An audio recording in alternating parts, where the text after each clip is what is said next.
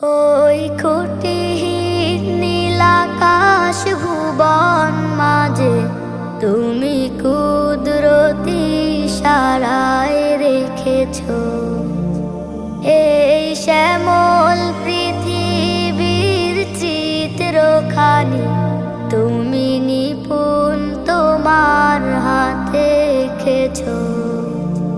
ওগো আল্লাহ,